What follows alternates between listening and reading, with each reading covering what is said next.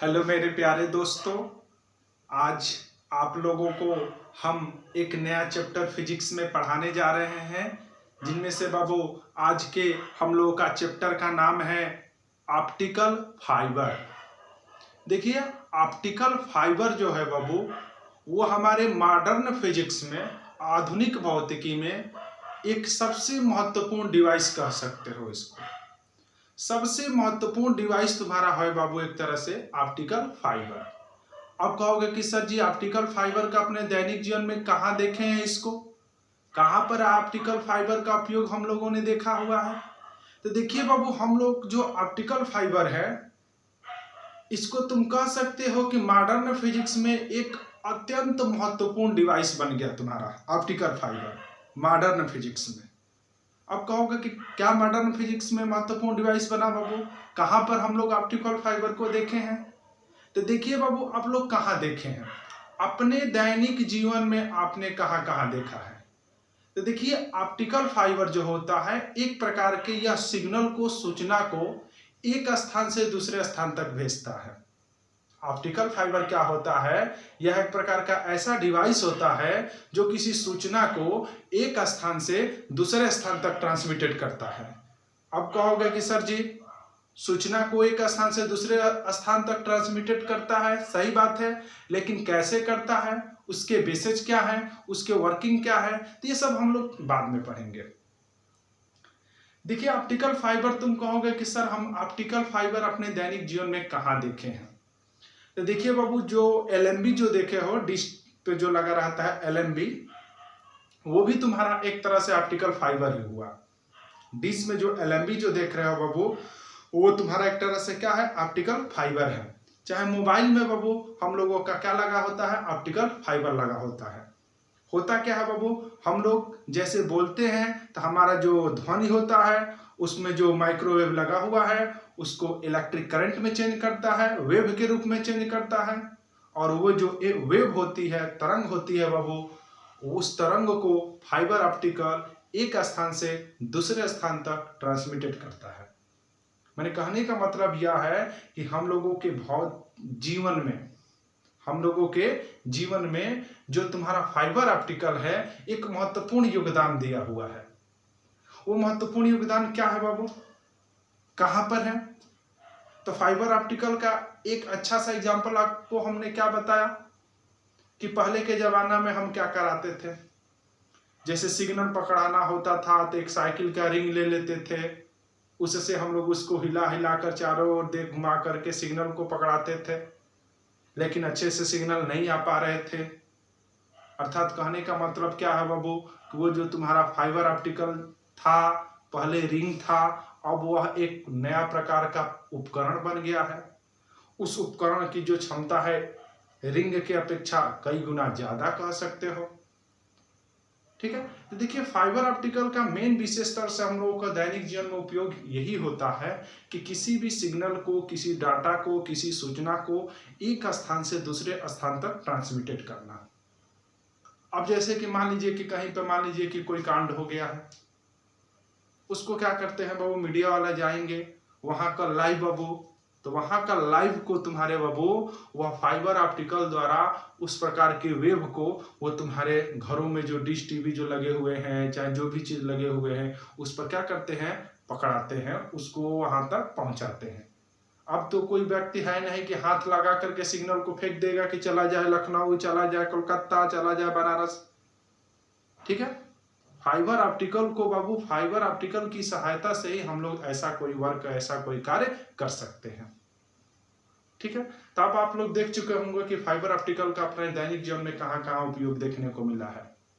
कहां कहां उपयोग देखने को मिला है? मोबाइल में देखने को मिलता है, डिश टीवी में जो एलएमबी होता है वहां पे देखने को मिलता है, लैपटॉप में होता है बाबू, नेट जो चलता है, एक तरह से सब तुम्हारा फाइबर ऑप्टिकल ही है एक तरह से। ठीक है, ये फाइबर ऑप्टिकल बहुत इंपॉर्टेंट डिवाइस है बाबू एक तरह से आज के युग में। काहे लिए? तो किसी सूचना को, किसी डाटा को एक स्थान से दूसरे स्थान तक क्या करने के लिए? भेजने के लिए। देखिए जो फाइबर ऑप्टिकल है बाबू, इसकी सर्वप्रथम खोज कब इसका टेस्ट किया गया था? तो सब पहली बार जो इसका टेस्ट है, परीक्षण है बाबू, पहली बार जो इसका परीक्षण है 1966 ईस्वी में किया गया था। किसका? फाइबर ऑप्टिकल का। फाइबर ऑप्टिकल का सर्वप्रथम जो इसका ट्रीटमेंट कह दो, टेस्टिंग कह दो, वो कब किया गया था? तो 1966 ईस्वी में किया गया था। परंतु बाबू यह पूर्ण रूप से उस समय सफल नहीं हो पाया। कौन? हमारा फाइबर ऑप्टिकल। फाइबर ऑप्टिकल जो था बाबू, इसकी सर्वप्रथम टेस्टिंग कब की गई थी? 1966 ईस्वी में की गई थी। परंतु बाबू यह पूर्ण रूप से बाबू सफल नहीं हो पाया था। तो बाबू क्या हुआ? कुछ समय के बाद, बहुत कितने साल बाद, 9 साल बाद बाबू लगातार वैज्ञानिकों ने अपना प्रयास जारी रखा कि नहीं भाई फाइबर ऑप्टिकल को हमको बना देना है, क्योंकि 1966 ईस्वी में बाबू लगभग बन ही चुका था, लेकिन ठीक ठाक तरीके से कार्य नहीं कर पा रहा था।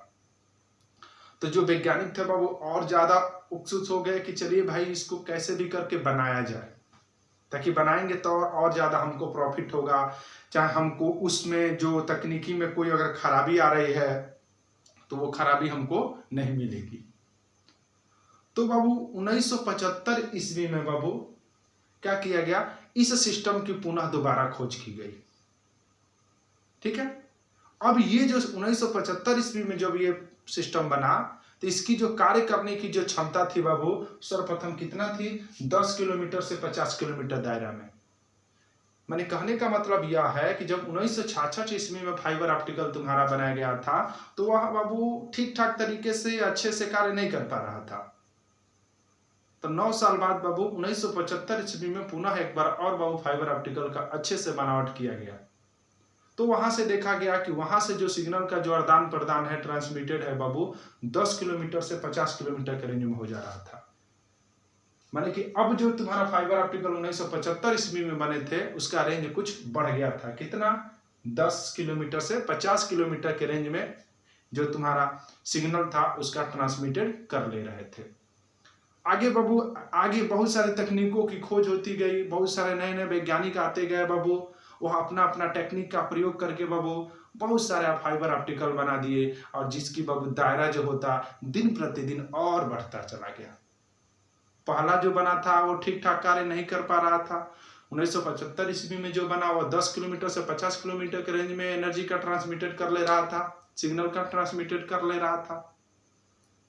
बाद में बाबू ऐसे ऐसे वैज्ञानिकों ने और सारे तुम्हारे ऑप्टिकल फाइबर बनाते गए, और उसका जो रेंज है और क्या क्या होता गया, बढ़ता चला गया। ठीक है। तो इस तरह से बाबू ये तुम्हारा कुछ इतिहास था। किसके बारे में तुम्हारा इतिहास था? तो फाइबर ऑप्टिकल के बारे में। आप कहोगे कि सर फाइबर ऑप्टिकल का अब तक आपने डिफिनीशन ही नहीं पढ़ा है। तो देखिए बाबू, डिफिनीशन पढ़ाने से पहले बाबू इसको हमने दैनिक जीवन में आपको दिखा दिया कि हाँ भाई फाइबर ऑप्टिकल आपके दैनिक जीवन में होते कहाँ है बाबू। तो अभी बता दिए, घरों में जो टीवी जो लगे रहते हैं, डिश टीवी ऊपर जो छतरी टाइप की लगी रहती है, उसमें LMB जो होता है उसमें फाइबर ऑप्टिकल होता है। चाहे हम लोग को मोबाइल में फाइबर ऑप्टिकल है, ठीक है, चाहे कंप्यूटर में फाइबर ऑप्टिकल है, चिकित्सा के क्षेत्र में फाइबर ऑप्टिकल का प्रयोग किया जाता है। काहे लिए? कि ताकि कोई भी डाटा होता है, कोई भी सिग्नल होता है, उसको आसानी से एक स्थान से दूसरा स्थान तक ट्रांसमिटेड कर सकते हो, आदान प्रदान कर सकते हो। यही तुम्हारा फायदा होता है किसका बाबू? फाइबर ऑप्टिकल का, या ऑप्टिकल फाइबर का। तो चलिए बाबू हम लोग थोड़ा सा डिफिनीशन पढ़ लेते हैं। अब तक तो थोड़ा सा क्या पढ़े बाबू? इतिहास पढ़े। तो देखिए बाबू, फाइबर ऑप्टिकल का डिफिनीशन यह है तुम्हारा कि फाइबर ऑप्टिकल एक ऐसा डिवाइस होता है, फाइबर ऑप्टिकल एक ऐसा डिवाइस होता है जो किसी भी सिग्नल को बिना लॉसेज हुए आसानी से एक स्थान से दूसरे स्थान तक क्या करता है? ट्रांसमिटेड करता है, स्थानांतरण करता है। ठीक है। आपसे कोई पूछेगा कि फाइबर ऑप्टिकल क्या है, या ऑप्टिकल फाइबर क्या है, तो बोलिएगा कि यह एक ऐसा डिवाइस होता है जो बिना ऊर्जा का हानि हुए, बिना एनर्जी का लॉसेज हुए किसी भी सिग्नल को एक स्थान से दूसरे स्थान तक ट्रांसमिटेड करता है, आदान प्रदान करता है। कोई दिक्कत? ये तुम्हारा एक तरह से बनावटी परिभाषा है फाइबर ऑप्टिकल का। ठीक है, लेकिन सही परिभाषा है। इस परिभाषा में किसी प्रकार की कोई कमी या गलती नहीं हुआ है। ठीक है। तो चलिए बाबू, अगला जो टॉपिक हम लोगों का आ रहा है, फाइबर ऑप्टिकल की बनावट क्या होती है, फाइबर ऑप्टिकल होता कैसा है।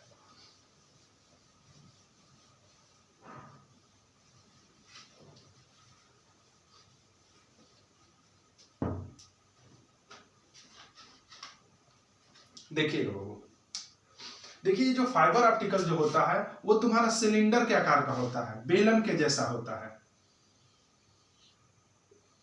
सिलेंडरकार होता है, बेलन के जैसे होता है।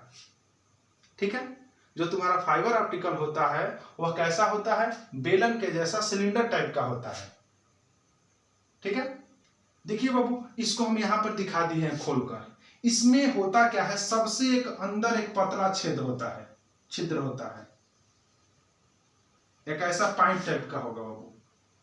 ठीक है, इसके ऊपर इससे बड़ा कोई होगा,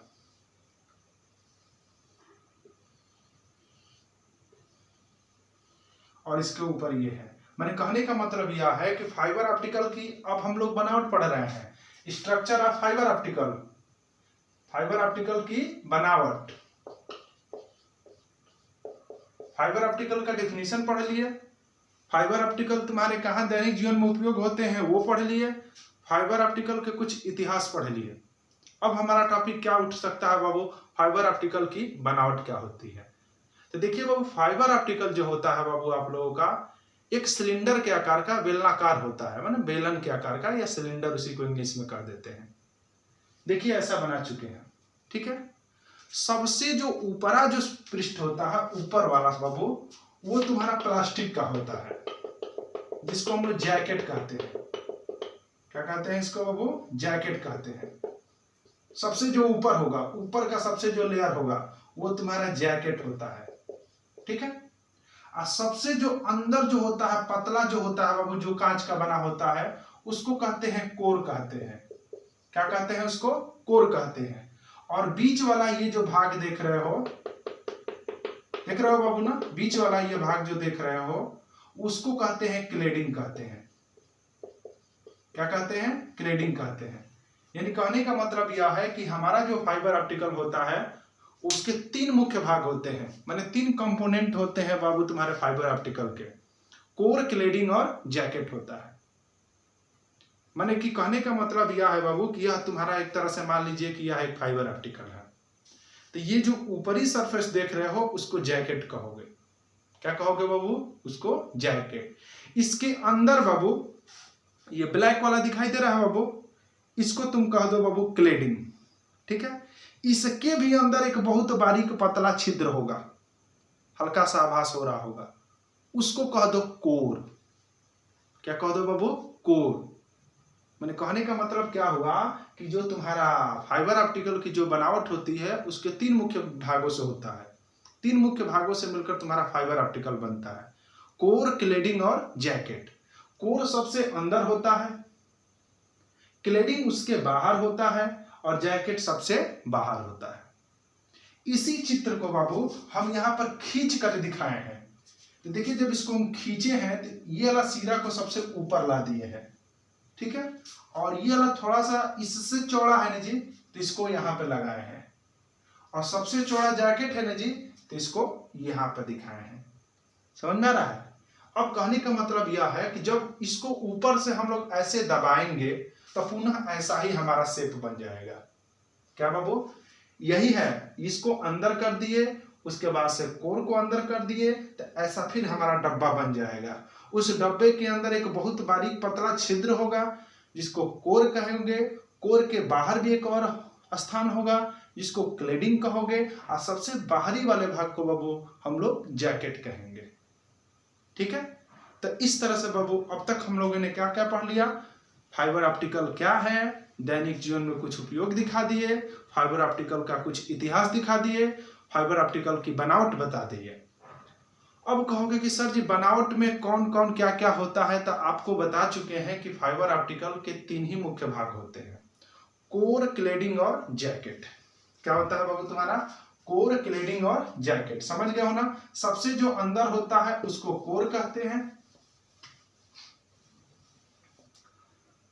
सबसे जो अंदर होता है उसको कोर कहते हैं, उसके बाहर जो होता है बाबू इसको क्या कहते हैं, क्लेडिंग कहते हैं, और सबसे जो बाहर होगा बाबू उसको क्या कहते हैं, जैकेट कहते हैं। ठीक है, समझ में आ रहा है कि नहीं आ रहा है। आशा कर रहे हैं बाबू आपको बहुत सुंदर से समझ में आ रहा होगा। अब देखिए, अब ये जो कोर है बाबू, सबसे अंदर कोर होता है ना,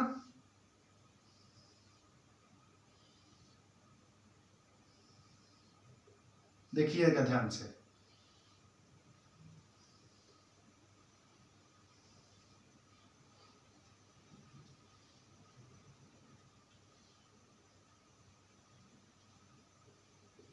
ये जो देख रहे हो सबसे बाहर का जो देख रहे हो ये तुम्हारा जैकेट है। क्या है तुम्हारा? जैकेट। और जैकेट का क्या कार्य है बाबू? जैकेट का यही मुख्य कार्य है बाबू कि तुम्हारा जो फाइबर ऑप्टिकल है वह गर्मी से खराब ना हो, वह वर्षा से खराब ना हो, अर्थात एटमॉस्फेयर का कोई तुम्हारा फाइबर ऑप्टिकल पर प्रभाव न पड़े, उसी को बाबू प्रोटेक्शन का कार्य करता है। मैंने कहोगे ना कि सर जी अच्छा ये बताइए जो इसमें जैकेट है उसका क्या कार्य है, तो आप लोग बताइए बाबू, जब आपको ठंडी उंडी लगती है तो जैकेट काहे लिए पहनते हैं? कि ताकि हमको ठंडी ना लगे, बाहर से ठंडा जो है हमारे शरीर तक ना पहुंचे। उसी तरह से बाबू ये जो फाइबर ऑप्टिकल में आप लोग जो जैकेट देख रहे हैं वो जैकेट का पर्पज यही होता है कि वो तुम्हारा धूप में रहे चाहे वर्षा में रहे, माने कुछ भी हो जाए, एटमॉस्फेयर का उस पर किसी प्रकार का कोई इफेक्ट नहीं पड़ेगा। यही तुम्हारा मेन पर्पज होता है बाबू जैकेट का। ठीक है, अब देखिए इसके अंदर जो होता है एक कांच का एकदम खोखला बहुत बारीक होगा बाबू, बार के समान, बार जो होता है ना जी, इसी के समान एक बहुत बारीक छिद्र होगा बाबू। ठीक है, एक पाइप भी कह सकते हो जिसको कोर कहा जाता है। क्या कहा जाता है? कोर कहा जाता है। और इसका जो व्यास होता है बाबू, कोर का जो व्यास होता है वह 6 माइक्रोमीटर से 250 माइक्रोमीटर के रेंज में हो सकता है। माने कहने का मतलब यह है कि कोर का सबसे इनर जो भाग होता है, फिर से फाइबर ऑप्टिकल का जो सबसे आंतरिक जो भाग होता है बाबू वो तुम्हारा कोर होता है, और सबसे बाहरी भाग जो होता है जैकेट होता है, और उसके बीच में क्या होता है तुम्हारा? क्लेडिंग होता है। क्या होता है तुम्हारा? क्लेडिंग होता है, जानते हैं ना? तो जैकेट का क्या कार्य है बता चुके हैं। अब देखिए ये जो कोर देख रहे हो सबसे आंतरिक भाग को बाबू कोर कहा जाता है, यह कांच का बना होता है। और इसका जो डायामीटर जो देख रहे हो बाबू, व्यास जो होता है, इस कोर का जो व्यास होता है वह 6 माइक्रोमीटर से 250 माइक्रोमीटर के रेंज में हो सकता है। ठीक है, 6 माइक्रोमीटर से 250 माइक्रोमीटर के रेंज में हो सकता है। ये बात समझ में आ रहा है कि नहीं आ रहा है? कोई दिक्कत? अब समझिए। और इसका जो अपवर्तनांक होता है रिफ्लेक्सिव इंडेक्स, रिफ्लेक्सिव इंडेक्स, इसका जो अपवर्तनांक होता है बाबू वह सबसे ज्यादा होता है। सबसे इंपॉर्टेंट टॉपिक बाबू, आपसे कंपटीशन में यह पूछ सकता है कि कोर और क्लेडिंग में किसका अपवर्तनांक ज्यादा है? तो किसका अपवर्तनांक ज्यादा होता है? तुम्हारा कोर का।